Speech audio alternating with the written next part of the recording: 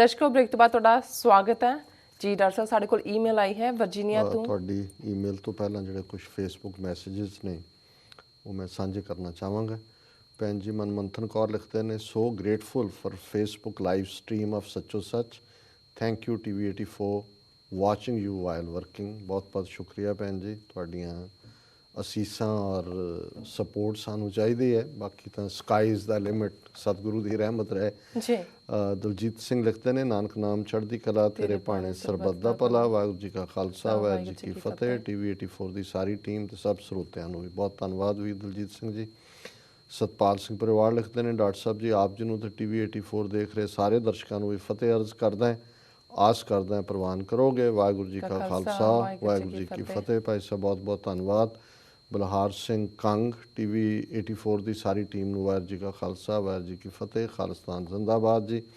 ਹੁਣ ਅਸੀਂ ਜਿਹੜਾ ਫਾਸਟ ਹੁੰਦੇ ਹਾਂ, ਅਨੀਸ ਸੱਤੀ, ਕੁਲਦੀਪ ਸਿੰਘ ਖੰਭ, GS ਮੱਲੀ, ਜਸਵਿੰਦਰ ਸਿੰਘ, ਕਸ਼ਮੀਰ ਵਿਰਕ, ਜੀਤਾ ਸੰਦਰ, ਸਿੱਖ ਸਿੰਘ, ਅਮਨਦੀਪ ਸਿੰਘ ਖਾਲਸਾ, ਦਿਲਪ੍ਰੀਤ ਢਿੱਲੋਂ, ਭਾਈ ਗੁਰਮੀਤ ਸਿੰਘ ਬੱਬਰ, ਧਰਮਿੰਦਰ ਸਿੰਘ ਮੰਡ, ਵੀਰ ਹਰਮੇਲ ਸਿੰਘ ਜੀ, ਇੱਕ ਉਰਦੂ 'ਚ ਵੀਰ ਜੀ ਨੇ ਲਿਖਿਆ ਚਰਨਜੀਤ ਸਿੰਘ ਮਰਵਾਹਾ, ਔਰ ਇਹਨਾਂ ਸਾਰਿਆਂ ਨੇ ਵਾਹਿਗੁਰੂ ਜੀ ਕਾ ਖਾਲਸਾ, ਵਾਹਿਗੁਰੂ ਜੀ ਕੀ ਫਤਿਹ। ਉਹਨਾਂ ਨੇ ਕਿਹਾ ਪਲੀਜ਼ ਐਕਸਪਲੇਨ ਵਾਹਿਗੁਰੂ ਜੀ ਕਾ ਖਾਲਸਾ, ਵਾਹਿਗੁਰੂ ਜੀ ਕੀ ਸਮ ਅਦਰ ਡੇ। ਇਹ ਤੁਸੀਂ ਲਿਖ ਲੈਣਾ ਸੀ ਜ਼ਰੂਰ, ਕਿਉਂਕਿ ਸਾਡੇ ਪਾਕਿਸਤਾਨੀ ਭਰਾ ਭੈਣਾਂ ਵੀ ਸਾਨੂੰ ਜਦੋਂ ਫਤਿਹ ਲਿਖਦੇ ਨੇ ਤਾਂ ਚੰਗਾ ਲੱਗਦਾ ਇਹ ਘੱਟੋ ਘੱਟ, ਔਰ ਇਹਨੂੰ ਅਸੀਂ ਐਕਸਪਲੇਨ ਕਰਾਂਗੇ ਕਿ ਇਸ ਦਾ ਕੀ ਮਤਲਬ ਹੈ। ਵੀਰ ਪਰਮਜੀਤ ਸਿੰਘ ਲਿਖਦੇ ਨੇ, ਵਾਹਿਗੁਰੂ ਜੀ ਕਾ ਖਾਲਸਾ, ਵਾਹਿਗੁਰੂ ਜੀ ਕੀ ਫਤਿਹ। Doctor Sahib and everyone, me and my family stand with Bhai Resham Singh Bakersfield. Guru Sahib ਉਹਨਾਂ ਨੂੰ ਚੜ੍ਹਦੀ ਕਲਾ ਬਖਸ਼ਣ। Love your amazing topics you talk about. Long live TV84। Khalistan ਜ਼ਿੰਦਾਬਾਦ, ਜ਼ਿੰਦਾਬਾਦ, ਜ਼ਿੰਦਾਬਾਦ। ਵੀਰ ਪਰਮਜੀਤ ਸਿੰਘ ਜੀ ਬਹੁਤ ਬਹੁਤ ਸ਼ੁਕਰੀਆ। ਭਾਈ ਰੇਸ਼ਮ ਸਿੰਘ ਮੈਂ ਸਮਝਦਾ ਵੀ ਇੱਕ ਜੁਝਾਰੂ ਯੋਧੇ ਨੇ, ਜਿਹੜੇ ਸੱਚ ਹੱਕ ਇਨਸਾਫ ਦੇ ਲਈ, ਧਾਰਮਿਕ ਆਜ਼ਾਦੀ ਲਈ ਇੱਥੋਂ ਦਾ ਜਿਹੜਾ ਸੁੱਖ ਛੱਡ ਕੇ ਗਏ ਨੇ, ਔਰ ਉਹਨਾਂ ਦੇ ਲਈ ਸਾਨੂੰ ਸਭ ਜੋ ਵੀ ਅਸੀਂ ਕਰ ਸਕਦੇ ਹਾਂ ਕਰਨਾ ਬਣਦਾ ਹੈ। ਵੀਰ ਹਰਬਰਿੰਦਰ ਸਿੰਘ, ਵਾਹਿਗੁਰੂ ਜੀ ਕਾ ਖਾਲਸਾ, ਵਾਹਿਗੁਰੂ ਜੀ ਕੀ ਫਤਿਹ। ਜੀ ਡਾਕਟਰ ਸਾਹਿਬ ਸਾਡੇ ਕੋਲ ਈਮੇਲ ਆਈ ਹੈ ਵਰਜੀਨੀਆ ਤੋਂ। ਵੀਰ ਪਰਮਜੀਤ ਸਿੰਘ ਜੀ ਦੀ ਇਹਨਾਂ ਦੀ ਲਿਖਤ ਦਾ ਵਿਸ਼ਾ ਹੈ ਸਟਾਲਿਨ ਬਨਾਮ RSS ਬਨਾਮ ਅੱਜ ਦੇ ਸਿੱਖ। ਇਹ ਲਿਖਦੇ ਹਨ, ਸਤਿਕਾਰਯੋਗ ਡਾਕਟਰ ਸਾਹਿਬ ਅਤੇ ਬੀਬਾ ਨੀਲਮ ਕੌਰ ਜੀ, ਵਾਹਿਗੁਰੂ ਜੀ ਕਾ ਖਾਲਸਾ, ਵਾਹਿਗੁਰੂ ਜੀ ਕੀ ਫਤਿਹ। ਕਈ ਵਾਰ ਅਸੀਂ ਕਹਾਣੀਆਂ ਪੜ੍ਹਦੇ ਹਾਂ ਪਰ ਉਹਨਾਂ ਦੇ ਮਤਲਬ ਜਾਂ ਪ੍ਰਸੰਗਤਾ ਨਹੀਂ ਸਮਝ ਪਾਉਂਦੇ। ਇਸੇ ਤਰ੍ਹਾਂ ਬੀਤੇ ਕੱਲ ਉਦੋਂ ਮੈਨੂੰ ਇੱਕ ਕਹਾਣੀ ਚੇਤੇ ਆਈ ਜਦੋਂ ਮੈਂ ਸਰਬੱਤ ਖਾਲਸਾ 2016 ਦੇ ਨਤੀਜੇ ਨੂੰ ਲੈ ਕੇ ਦੁਬਿਧਾ ਵਿੱਚ ਸੀ ਅਤੇ ਸਮਝਣ ਦਾ ਯਤਨ ਕਰ ਰਿਹਾ ਸੀ। ਜਿਉਂ ਹੀ ਇਹ ਕਹਾਣੀ ਮੇਰੇ ਜ਼ਹਿਨ ਵਿੱਚ ਆਈ ਤਾਂ ਮੇਰੇ ਦਿਮਾਗ ਵਿੱਚ ਘੁੰਮ ਰਹੇ ਇਸ ਸਵਾਲ ਦਾ ਜਵਾਬ ਮੈਨੂੰ ਮਿਲ ਗਿਆ। ਕਹਾਣੀ ਕੁਝ ਇਸ ਤਰ੍ਹਾਂ ਹੈ। ਸਟਾਲਿਨ ਦੀ ਸੋਵੀਅਤ ਤਾਨਾਸ਼ਾਹੀ ਦੌਰਾਨ ਉਹ ਸੋਵੀਅਤ ਕਾਨੂੰਨ ਘਾੜਿਆਂ ਦੀ ਮੀਟਿੰਗ ਵਿੱਚ ਇੱਕ ਜਿਉਂਦੇ ਮੁਰਗੇ ਨਾਲ ਜਾ ਵੜਿਆ।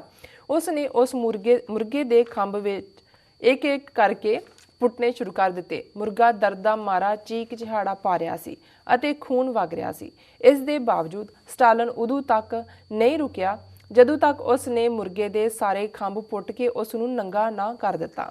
ਉਸ ਤੋਂ ਬਾਅਦ ਉਸ ਨੇ ਮੁਰਗੇ ਨੂੰ ਜ਼ਮੀਨ 'ਤੇ ਸੁੱਟਿਆ ਅਤੇ ਆਪਣੀ ਜੇਬ ਵਿੱਚੋਂ ਚੋਗਾ ਕੱਢ ਕੇ ਮੁਰਗੇ ਵੱਲ ਸੁੱਟਿਆ।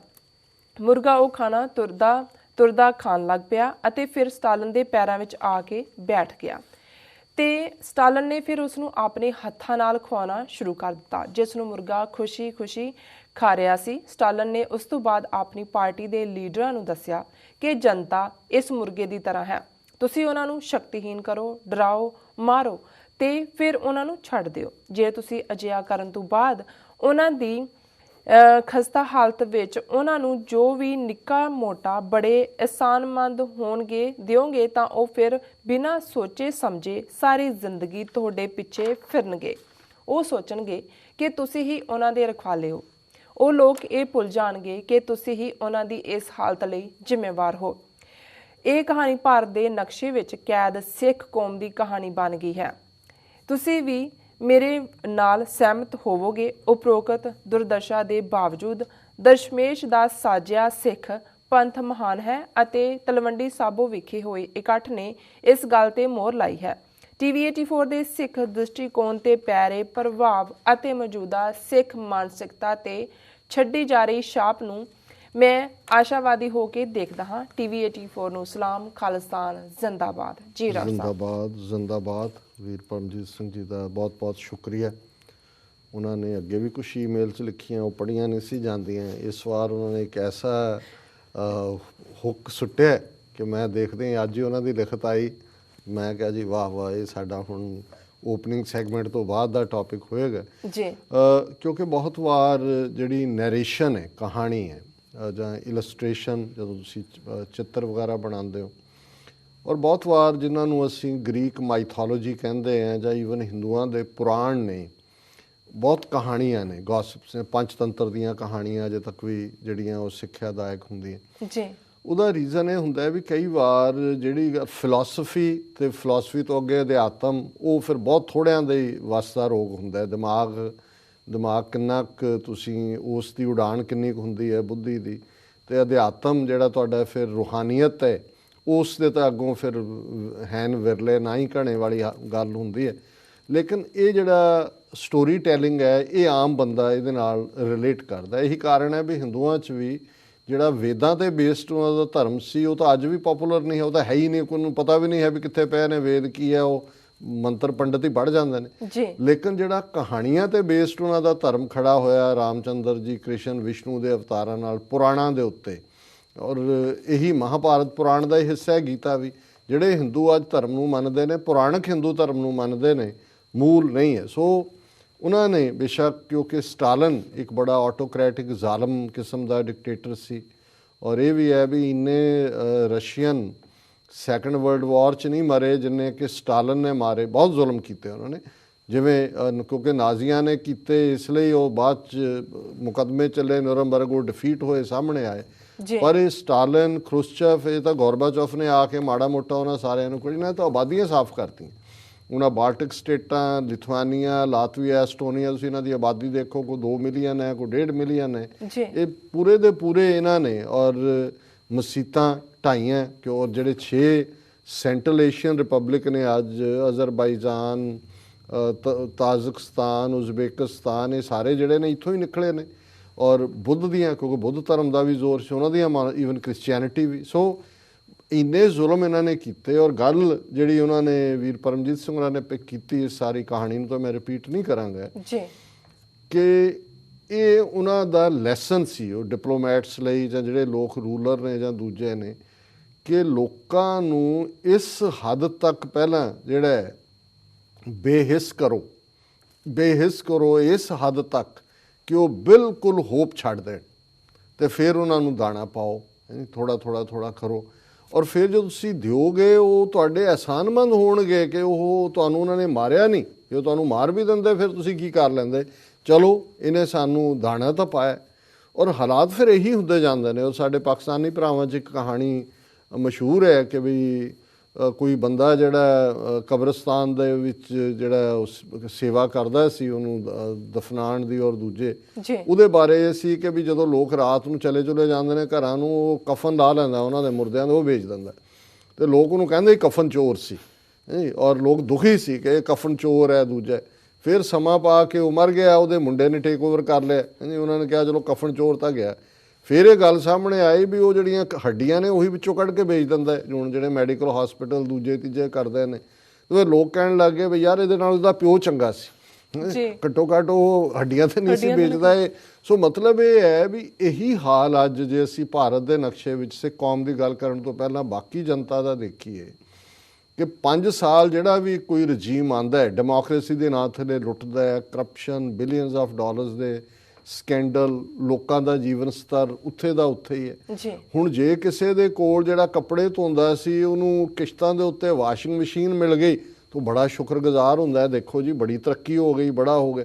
ਸੋ ਇਹ ਜਿਹੜੇ ਰਜੀਮ ਨੇ, ਉਹ ਆਟੋਕ੍ਰੇਸੀ ਦੇ ਨਾਂ ਥੱਲੇ ਲੁੱਟਿਆ ਹੋਏ ਲੋਕਾਂ ਨੂੰ, ਡੈਮੋਕ੍ਰੇਸੀ ਦੇ ਨਾਂ ਥੱਲੇ ਜੋ ਭਾਰਤ ਦੇ ਵਿੱਚ ਹੋ ਰਿਹਾ, ਔਰ ਇਹ ਫਿਰ ਇੱਕ ਮਾਨਸਿਕਤਾ ਕਿਸ ਕਿਸਮ ਦੀ ਬਣ ਜਾਂਦੀ ਹੈ, ਜਿਹੜੀ ਮਾਨਸਿਕਤਾ ਹੈ। ਔਰ ਇਹਦੇ ਲਈ ਮੈਨੂੰ ਇਸ ਤੋਂ ਵਧੀਆ ਉਦਾਹਰਣ ਉਹਨਾਂ ਨੇ ਤਾਂ ਬੜੇ ਚੰਗੇ ਢੰਗ ਨਾਲ ਸਮਝਾਇਆ ਕਿ ਭਾਈ ਇਵੇਂ ਲੋਕ ਕਰਦੇ ਨੇ। ਔਰ ਇਹ ਇੱਥੇ ਬਹੁਤ ਵੱਡੇ ਰੈਵੋਲੂਸ਼ਨਰੀ, ਇੱਕ ਪਾਸੇ ਤਾਂ ਮਾਰਟਨ ਲੂਥਰ ਕਿੰਗ ਸੀ ਜਿਹੜਾ ਕਾਲਿਆਂ ਦੀ ਆਜ਼ਾਦੀ ਦੇ ਲਈ ਪੀਸਫੁਲ ਤਰੀਕਾ, ਉਹ ਗਾਂਧੀ ਦਾ ਫਾਲੋਅਰ ਸੀ ਬਣਿਆ ਹੋਇਆ। ਬਾਅਦ 'ਚ ਉਹਨੂੰ ਵੀ ਨਹੀਂ, ਵੈਸੇ ਉਹਨੇ ਵੀ ਚੱਜ ਨਾਲ ਪੜ੍ਹਿਆ ਹੋਣਾ ਵੀ ਗਾਂਧੀ ਤੋਂ ਵੱਡਾ ਰੇਸਿਸਟ ਕੋਈ ਨਹੀਂ ਸੀ।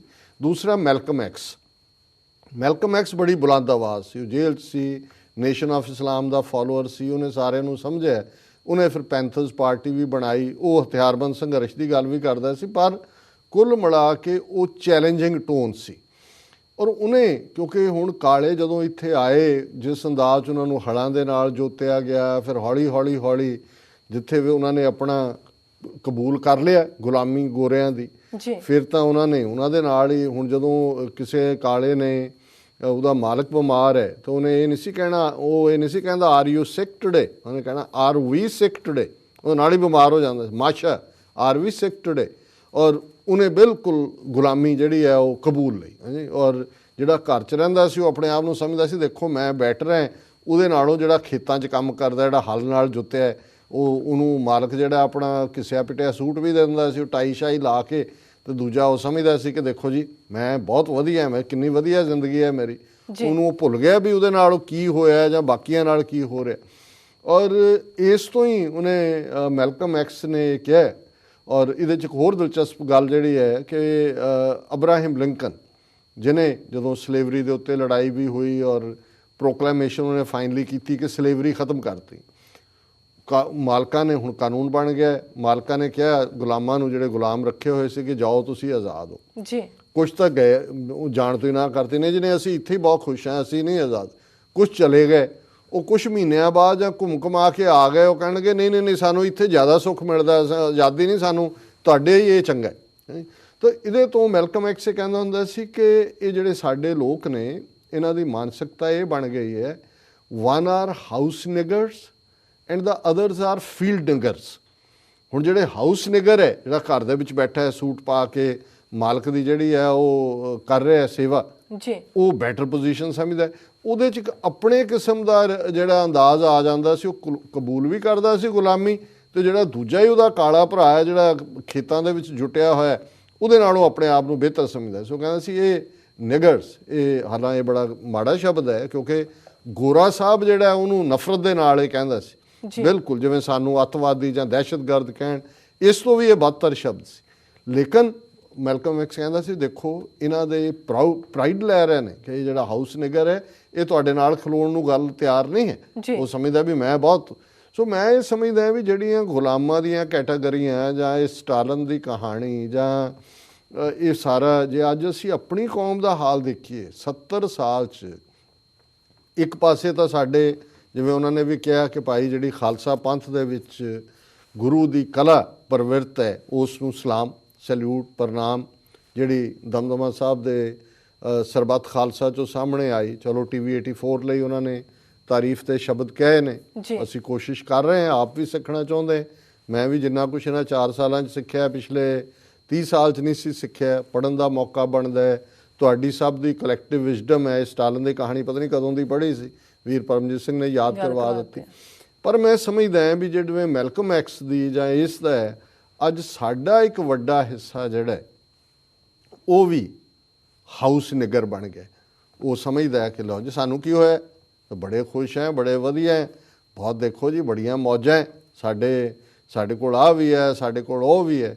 ਸੋ ਇਹ ਜਿਹੜੀ ਗੁਲਾਮ ਜ਼ਹਿਨੀਅਤ ਔਰ ਜਿਹੜੀ ਪ੍ਰੋਗਰਾਮਿੰਗ ਹੁੰਦੀ ਹੈ, ਇਹ ਪ੍ਰੋਗਰਾਮਿੰਗ ਕਰਨਾ ਇਹਨੂੰ ਕਹਿੰਦੇ ਨੇ, ਕੰਪਿਊਟਰ ਦੀ ਲੈਂਗੁਏਜ ਹੈ ਕਿ ਜਦੋਂ ਤੁਸੀਂ ਉਹਨਾਂ ਨੂੰ ਕੁੱਟਣ ਦੀ ਲੋੜ ਨਹੀਂ ਹੁੰਦੀ, ਇੱਕ ਚੀਜ਼ ਨੂੰ ਕੁੱਟਿਆ ਜਾਂਦਾ। ਹੁਣ ਪ੍ਰੋਗਰਾਮਿੰਗ ਆਮ ਪੇਂਡੂ ਸੁਸਾਇਟੀ ਵਾਲੇ ਜਾਣਦੇ ਨੇ ਕਿ ਮੱਝ ਨੂੰ ਤੁਸੀਂ ਜਦੋਂ ਸੰਗਲ ਨਾਲ ਬੰਨ੍ਹਦੇ ਹੋ, ਪਹਿਲਾਂ ਉਹਨੂੰ ਬੰਨ੍ਹ ਕੇ ਰੱਖਦੇ ਹੋ, ਫਿਰ ਸਮਾਂ ਪਾ ਕੇ ਹਫ਼ਤਾ 2 ਹਫ਼ਤੇ ਮਹੀਨੇ ਬਾਅਦ ਤੁਸੀਂ ਉਹਦੀਆਂ ਲੱਤਾਂ ਜਾਂ ਉੱਥੇ ਹੀ ਸੰਗਲ ਨਹੀਂ ਬੰਨਿਆ ਨਾ ਵੀ ਬੰਨੋਗੇ, ਉਹ ਮੱਝ ਦੌੜਦੀ ਨਹੀਂ ਹੈ ਉੱਥੇ, ਉਹਨੂੰ ਇਹ ਹੁੰਦਾ ਕਿ ਵੀ ਮੈਨੂੰ ਸੰਗਲ ਪੈ ਗਿਆ। ਸੋ ਬਹੁਤ ਸਾਰੇ ਜਿਹੜੇ ਨੇ ਉੱਥੇ ਇਸ ਕਿਸਮ ਦੇ ਸੰਗਲ ਪਏ ਹੋਏ ਨੇ, ਲੇਕਿਨ ਉਹ ਸਮਝਦੇ ਨੇ ਵੀ ਅਸੀਂ ਆਜ਼ਾਦ ਹੈ। ਸੋ ਇਹਨਾਂ ਦਾ ਵੀਰ ਪਰਮਜੀਤ ਸਿੰਘ ਦਾ ਸ਼ੁਕਰੀਆ, ਉਹਨਾਂ ਨੇ ਸਾਨੂੰ ਯਾਦ ਦਹਾਨੀ ਕਰਵਾਈ ਹੈ। ਪਰ ਅਸੀਂ ਜਿਹੜੀ ਆਜ਼ਾਦ ਸਪਿਰਿਟ ਲਈ ਲੜਨ ਵਾਲੇ ਹੈ, ਉਹ ਉਹਨਾਂ ਨੂੰ ਭਾਵੇਂ ਸਰਕਸ ਦੇ ਹੀ ਸ਼ੇਰ ਬਣੇ ਹੋਏ ਨੇ ਉਹ, ਅਤੇ ਅਸੀਂ ਇਹਨਾਂ ਦੀ ਸਰਕਸ ਬੰਦ ਕਰਾ ਕੇ ਕਿਤੇ ਕਰਕੇ ਜਦੋਂ ਆਪਣੇ ਬਰਾਬਰ ਦੇ ਸਾਥੀਆਂ ਦੇ ਨਾਲ ਆਉਣਗੇ, ਪੁਕਾਰ ਤਾਂ ਸ਼ੇਰ ਦੀ ਹੈ, ਫਿਰ ਉਹਨਾਂ ਨੂੰ ਵੀ ਯਾਦ ਆਏਗਾ। ਜਿਵੇਂ ਸੰਤ ਪਿੰਡਾਂ ਵਾਲੇ ਕਹਿੰਦੇ ਸੀ ਜੀ, ਸ਼ੇਰ ਦਾ ਬੱਚਾ ਬੱਕਰੀਆਂ 'ਚ ਰਲ ਗਿਆ, ਅਤੇ ਸ਼ੇਰ ਆਇਆ ਤਾਂ ਬੱਕਰੀਆਂ ਦੌੜੀਆਂ, ਉਹ ਵੀ ਦੌੜ ਪਿਆ, ਸ਼ੇਰ ਨੇ ਜਾ ਕੇ ਉਹਨੂੰ ਫੜ ਲਿਆ, ਕਿਹਾ ਇਹ ਲੈ ਗਿਆ ਉਹਨੂੰ ਖੂਹ ਦੇ ਕੰਢੇ, ਅਤੇ ਉਹਦੇ ਕਰਕੇ ਸ਼ੇਰ ਨੇ ਬਪਕਾਰ ਮਾਰੀ ਜ਼ੋਰ ਦੀ, ਅਤੇ ਉਹਦੇ ਬੱਚੇ ਨੇ ਉਹਨੇ ਕਿਹਾ ਵੀ ਇਹ ਪਹਿਲਾਂ ਤਾਂ ਉਹ ਤਰਬਕਿਆ, ਫਿਰ ਉਹਨੇ ਇੱਕ ਵਾਰੀ ਫਿਰ ਹਾਂ ਕੀਤਾ, ਫਿਰ ਉਹ ਵੀ ਬੋਲ ਪਿਆ, ਉਹਨੂੰ ਆਪਣੀ ਸ਼ਕਲ ਵੀ ਉਹ ਨਾਲ ਖੂਹ ਦੇ ਕੰਢੇ ਉਹਨੂੰ ਸ਼ਕਲ ਦਿਖਾਈ, ਤੂੰ ਮੇਰੀ ਨਸਲ ਹੈ, ਤੂੰ ਕਿਹਨਾਂ 'ਚ ਲੁਕਿਆ ਹੋਇਆ। ਸੋ ਸੰਤ ਕਹਿੰਦੇ ਸੀ ਮੈਂ ਤਾਂ ਇਹੀ ਕਰਦਾ ਵੀ ਦਿਖਾਉਂਦਾ ਤੁਸੀਂ ਸ਼ੇਰਾਂ ਦੇ ਪੁੱਤ ਹੋ, ਕਿਤੇ ਤੁਸੀਂ ਭੇਡਾਂ ਬੱਕਰੀਆਂ 'ਚ ਰਲੇ ਹੋਏ ਹੋ। ਸੋ ਮੇਰਾ ਖਿਆਲ ਹੈ ਵੀ ਉਹ ਪਵਕਾਰ ਜਿਹੜੀ ਅੱਜ ਵੀ ਕਾਇਮ ਹੈ, ਔਰ ਇਹ ਸਰਕਸ ਦੇ ਸ਼ੇਰ ਅਸੀਂ ਆਜ਼ਾਦ ਕਰਾ ਲੈਣੇ ਨੇ, ਕੋਈ ਦਿਲ ਛੱਡਣ ਵਾਲੀ ਗੱਲ ਨਹੀਂ ਕਿਉਂ ਨਹੀਂ। ਟਾਈਮ ਦੇ ਨਾਲ ਸਾਰੇ ਆ ਜਾਣੇ ਤੁਹਾਡੇ ਕੋਲ, ਸਾਡੇ ਨਾਲ ਖੜੇ ਹੋਣਗੇ ਜੀ। ਡਾਕਟਰ ਸਾਹਿਬ, ਪ੍ਰੋਗਰਾਮ ਦੇ ਅਖੀਰ ਵਿੱਚ ਤੁਸੀਂ ਸਾਡੇ ਦਰਸ਼ਕਾਂ ਨੂੰ ਦੱਸ ਦਿਓ ਅੱਜ ਦਾ ਵਿਚਾਰ। ਅੱਜ ਦੇ ਵਿਚਾਰ ਲਈ ਅਸੀਂ ਜਿਵੇਂ ਆਪਣੇ ਇੱਕ ਦਿਨ ਨੂੰ ਬਾਬਾ ਫਰੀਦ ਜੀ ਦੀ ਬਾਣੀ ਲਈ ਜਿਹੜਾ ਵਿਚਾਰ ਲਈ ਚੁਣਿਆ ਜੀ। ਅੱਜ 2 ਸ਼ਲੋਕ ਬਾਬਾ ਫਰੀਦ ਜੀ ਦੇ ਕਲਾਮ ਦੇ, ਜਿਸ ਨੂੰ ਗੁਰੂ ਸਾਹਿਬ ਨੇ ਬਾਬਾ ਫਰੀਦ ਜੀਓਕੇ ਦੇ ਟਾਈਟਲ ਥੱਲੇ ਦਿੱਤੇ ਜੀ। 4 ਔਰ 5 ਨੰਬਰ ਸ਼ਲੋਕ ਨੇ। ਬੜੀ ਪਿਆਰੀ ਲਹਿੰਦੀ ਮੁਲਤਾਨੀ ਸਰਾਇਕੀ ਵੀ ਇਹਨੂੰ ਹੁਣ ਕਹਿੰਦੇ ਨੇ ਬੋਲੀ ਹੈ। ਫਰੀਦਾ ਜੇ ਜਾਣਾ ਤਿਲ ਥੋੜੜੇ, ਸੰਮਲ ਬੁੱਕ ਭਰੀ, ਜੇ ਜਾਣਾ 100 ਨੰਡੜਾ, ਤਾਂ ਥੋੜਾ ਮਾਣ ਕਰੀ। ਹੁਣ 2 ਅਲੰਕਾਰ ਇਸ ਦੇ ਵਿੱਚ ਵਰਤੇ। ਤਿਲ ਜਿਹੜਾ ਉਹਨੂੰ ਤੁਸੀਂ ਹੱਥ 'ਚ ਫੜਦੇ ਹੋ, ਸਲਿੱਪ ਕਰ ਜਾਂਦਾ ਹੈ। ਔਰ ਬਾਬਾ ਫਰੀਦ ਨੇ ਕਿਹਾ ਕਿ ਭਾਈ ਜੇ ਤੁਹਾਡੇ ਤਿਲ ਹੱਥ ਦੇ ਵਿੱਚ ਥੋੜ੍ਹੇ ਨੇ ਤਾਂ ਸੰਭਲ ਕੇ ਆਪਣੀ ਬੁੱਕ ਦੇ ਵਿੱਚ ਸੰਭਾਲ ਲੈ, ਨਹੀਂ ਤਾਂ ਘਿਰ ਜਾਣੇ ਨੇ। ਹੁਣ ਇਸ ਦਾ ਕੰਪੈਰੀਜ਼ਨ ਹੈ ਉਮਰ ਦੇ ਨਾਲ ਜੀ, ਕਿ ਭਾਈ ਤੇਰੇ ਉਮਰ ਦੇ ਵਰੇ ਹਰ ਸਾਲ ਬੀਤਾ ਜਾਂਦਾ, ਕਿੰਨੇ 30 40 50 60, ਕਈਆਂ ਨੂੰ ਤਾਂ ਉਹ ਵੀ ਨਸੀਬ ਨਹੀਂ ਹੁੰਦੇ। ਕੱਚੀ ਪੱਕੀ ਧਰ, ਕੱਚੀ ਪੱਕੀ ਸਾਰੀ ਹੈ, ਲੈ ਜਾਂਦਾ, ਕੱਚਿਆਂ ਨੂੰ ਹੀ ਲੈ ਜਾਂਦਾ। ਜੀ ਜੀ। ਸੋ ਬਾਬਾ ਫਰੀਦ ਯਾਦ ਕਰਵਾਉਂਦੇ ਨੇ ਕਿ ਇਹ ਤੇਰੇ ਉਮਰ ਦੇ ਵਰੇ ਹੱਥ 'ਚੋਂ ਇਵੇਂ ਹੀ ਤਿਲਕਦੇ ਜਾ ਰਹੇ ਨੇ ਜਿਵੇਂ ਹੱਥ ਦੇ ਵਿੱਚ ਫੜੇ ਤਿਲ ਨੇ। ਤੇ ਜੇ ਤੁਹਾਨੂੰ ਪਤਾ ਹੈ ਵੀ ਇਹ ਤਿਲ ਥੋੜ੍ਹੇ ਨੇ, ਫਰੀਦਾ ਜੇ ਜਾਣਾ ਤਿਲ ਥੋੜੜੇ, ਸੰਮਲ ਬੁੱਕ ਭਰੀ, ਫਿਰ ਤੂੰ ਜਰਾ ਕੇਅਰਫੁਲ ਹੋ ਆਪਣੇ ਹਰ ਮਿੰਟ ਲਈ, ਹਰ ਪਲ ਲਈ। ਜੇ ਜਾਣਾ 100 ਨੱਡੜਾ, ਹੁਣ ਨੱਡਾ ਜਵਾਨ ਨੂੰ ਕਹਿੰਦੇ ਨੇ, ਸੋਹਣਾ, ਹੈਂਡਸਮ, ਇਨੋਸੈਂਟ, ਇਹ ਸਾਰੇ ਹੀ ਸ਼ਬਦ, ਨੱਡੜੇ ਦੀ ਅੰਗਰੇਜ਼ੀ ਨਹੀਂ ਬਣਦੀ। ਹੁਣ 100 ਪਿਆਰੇ ਨੂੰ ਵੀ ਕਹਿੰਦੇ ਨੇ, ਪਤੀ ਨੂੰ ਵੀ ਕਹਿੰਦੇ ਨੇ ਕਿ ਭਾਈ ਹੁਣ ਇਹ ਹੈ ਥੋੜਾ ਮਾਣ ਕਰੀ, ਤਾਂ ਥੋੜਾ ਮਾਣ ਕਰੀ ਕਿ ਵੀ ਜੇ ਤੈਨੂੰ ਜੀਵਨ ਦਾ ਸੁੱਖ ਮਿਲਿਆ ਹੈ, ਤੇਰਾ ਪਿਆਰਾ ਸੋਹਣਾ ਨੱਡੜਾ, ਇਹ ਦੁਨਿਆਵੀ ਸੈਂਸ ਦੇ ਵਿੱਚ ਹੈ, ਪਰ ਇਹ ਸਮਝਦਿਆਂ ਹੋਇਆ ਕਿ ਭਾਈ ਤੇਰੇ ਕੋਲ ਦੌਲਤ ਹੈ, ਤੇਰੇ ਕੋਲ ਸੋਹਣਾ ਪਤੀ ਹੈ, ਤੇਰੇ ਕੋਲ ਜੀਵਨ ਦੇ ਸੁੱਖ ਨੇ, ਡੋਂਟ ਸ਼ੋ ਐਰੋਗੈਂਸ, ਤਾਂ ਥੋੜਾ ਮਾਣ ਕਰੀ। ਇਸ ਹੰਕਾਰ 'ਚ ਹੀ ਆਪਣੇ ਹੱਥੋਂ ਤਿਲ ਨਾ ਗਵਾ ਦੇਂ ਕਿ ਜੀ ਤੇਰੇ ਕੋਲ ਤਾਂ ਜੀਵਨ ਦੇ ਸਾਰੇ ਸੁੱਖ ਨੇ, ਜੀਵਨ ਦੇ ਜਿਹੜੇ ਦਿਨ ਨੇ ਉਹ ਮੁੱਕਦੇ ਜਾ ਰਹੇ ਨੇ। ਔਰ ਅਗਲਾ ਸ਼ਲੋਕ ਹੈ ਇਸੇ ਹੀ ਥਾਟ ਨੂੰ ਫਰਦਰ ਸਟਰੈਂਥਨ ਕਰਦਾ ਹੈ। ਜੇ ਜਾਣਾ ਲੜ ਛਿਜਣਾ, ਪੀੜੀ ਪਾਏ ਗੰਢ, ਤੈ ਜੇਵੜ ਮੈਂ ਨਾਹੇ ਕੋ, ਸਭ ਜਗ ਡਿੱਠਾ ਹੰਡ। ਜੀ। ਹੁਣ ਲੜ ਪੱਗ ਦਾ ਹੁੰਦਾ ਹੈ, ਵੈਸੇ ਇਹਨੂੰ ਰੋਬਸ, ਤੁਸੀਂ ਅੰਗਰੇਜ਼ੀ ਇਹਦੀ ਟਰਾਂਸਲੇਸ਼ਨ ਕਰਦੇ ਹੋ ਤਾਂ ਰੋਬਸ ਨੇ, ਕਿ ਵੀ ਜੇ ਪਹਿਲਾਂ ਹੀ ਛਿੰਝੜਾ ਹੁੰਦਾ, ਬਹੁਤ ਵਾਰੀ ਹੁੰਦਾ ਸੀ ਧੋ ਕੇ ਕੱਪੜੇ ਜਿਹੜੇ ਨੇ ਨਾ ਉਹ ਪ੍ਰੈਸ ਕਰਨ ਲੱਗਾ ਐਂ ਹੋ ਜਾਂਦਾ ਸੀ, ਉਹ ਇੰਨੇ ਕੁ ਧੋਤੇ। ਵੀ ਜੇ ਤੁਹਾਡੀ ਪੱਗ ਦਾ ਲੜ, ਤੁਹਾਡਾ ਪਹਿਰਾਵਾ ਛਿੰਝੜਾ, ਮਤਲਬ ਇਹ ਫਿਰ ਉਮਰ ਦੇ ਨਾਲ ਹੈ ਕਿ ਵੀ ਅਲਟੀਮੇਟਲੀ ਇਹ ਰਹਿਣ ਵਾਲੀ ਚੀਜ਼ ਨਹੀਂ ਹੈ। ਇਹ ਅੱਜ ਮਜ਼ਬੂਤ ਕੱਪੜਾ ਲੱਗਦਾ ਹੈ, ਫਿਰ ਧੋ ਕੇ ਛਿੰਝੜਾ ਹੋ। ਜੇ ਜਾਣਾ ਲੜ ਛਿੰਝਣਾ, ਪੀੜੀ ਪਾਏ ਗੰਢ, ਤੇ ਫਿਰ ਗੰਢ ਜਿਹੜੀ ਹੈ ਜ਼ਰਾ ਪੀੜੀ ਖਿੱਚ ਕੇ ਦੇਣੀ ਚਾਹੀਦੀ ਹੈ, ਜੀਵਨ ਨੂੰ ਖਿੱਚ ਕੇ ਰੱਖਣਾ ਚਾਹੀਦਾ। ਤੈ ਜੀਵੜ ਮੈਂ ਨਾਹੇ ਕੋ, ਇਹ ਹੁਣ ਨਿਰੰਕਾਰ ਅੱਲਾਹ ਤਾਲਾ ਨੂੰ ਐਡਰੈਸ ਕਰਦੇ ਹਾਂ ਕਿ ਤੇਰੇ ਵਰਗਾ ਮੇਰੇ ਲਈ ਕੋਈ ਨਹੀਂ ਹੈ। ਤੈ ਜੈਵੜ ਮੈਂ ਨਾਹੇ ਕੋ, ਸਭ ਜਗ ਡਿੱਠਾ ਹੰਡ। ਹੰਡਣਾ ਵੀ ਜਿਹੜਾ ਲਹਿੰਦੀ ਪੰਜਾਬੀ 'ਚ 4 ਚਫੇਰੇ ਭਰਮਣਾ, ਫਿਰਨਾ, ਕਿ ਮੈਂ ਸਾਰਾ ਜੱਗ ਦੇਖ ਲਿਆ, ਮੈਂ ਸਾਰਾ ਜੱਗ ਘੁੰਮ ਲਿਆ, ਤੇਰੇ ਵਰਗਾ ਜਿਹੜਾ ਹੋਰ ਕੋਈ ਨਹੀਂ ਹੈ।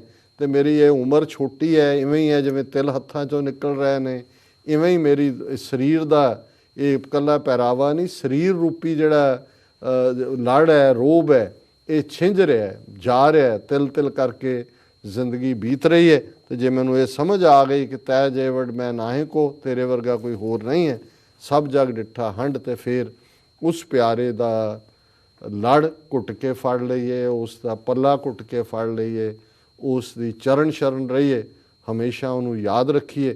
ਔਰ ਇਸ ਹਿਊਮਨ ਰਾਈਟਸ ਡੇ ਦੇ ਉੱਤੇ ਇਸ ਗੱਲ ਨੂੰ ਯਾਦ ਰੱਖੀਏ ਕਿ ਅਸੀਂ ਸਾਰੇ ਇਨਸਾਨ ਇੱਕ ਪਰਿਵਾਰ ਹੈ। ਉਸ ਨਿਰੰਕਾਰ ਨੇ ਕਾਇਨਾਤ ਦੇ ਅੰਦਰ ਸਭ ਤੋਂ ਹਸੀਨ ਇਹ ਕ੍ਰੀਏਸ਼ਨ ਕੀਤੀ ਹੈ।